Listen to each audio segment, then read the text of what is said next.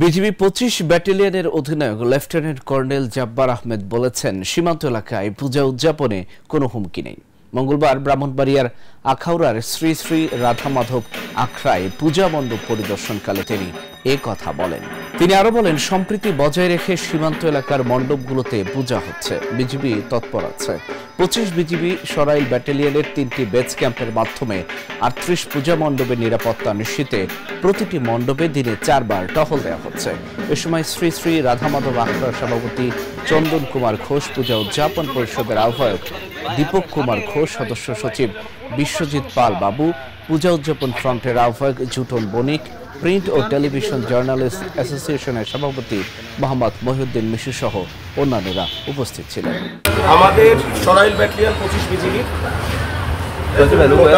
তিনটা বেস ক্যাম্পের মাধ্যমে আমাদের ৩৮টি পূজা মণ্ডপ আমরা সার্বক্ষণিক টহল এবং পাহারার মধ্যে রেখেছি এবং এখানে এখন পর্যন্ত কোনো প্রকার অপ্রীতিকর ঘটনা ঘটেনি এবং সামনেও কোনো অপ্রীতিকর ঘটনা ঘটবে না বলে আমি আশা করি।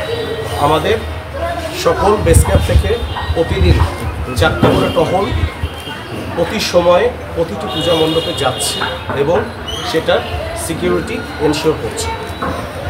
সীমান্তবর্তী উপজেলা হওয়ার কারণে কোনো বিশেষ নির্দেশনা আছে কিনা? সীমান্তবর্তী এলাকা হওয়া উপলক্ষে আমাদের এখানে টোটাল ৮ কিলোমিটারের মধ্যে আমার টোটাল ৩৮টা পূজা মণ্ডপ আছে। সেই ৩৮টা পূজা মণ্ডপে সিকিউরিটির লিড রোলে বিজিবি থাকার কথা এবং আমরা সেই লিড রোলটি পালন করছি। সেই অনুযায়ী আমাদের কার্যক্রম চলছে। আপনি যেমনটা বলছিলেন, কোনো থ্রেট আছে কিনা বা কোনো ধরনের? না, এখানে বিজয়নগর, আখাউড়া এবং হবিগঞ্জ মাধবপুরের ধর্মঘর এলাকা, এই তিনটা হচ্ছে আমার আন্ডারে। সেখানে এখন পর্যন্ত কোনো থ্রেট নাই এবং কোনো ঝুঁকিপূর্ণ এলাকা নাই।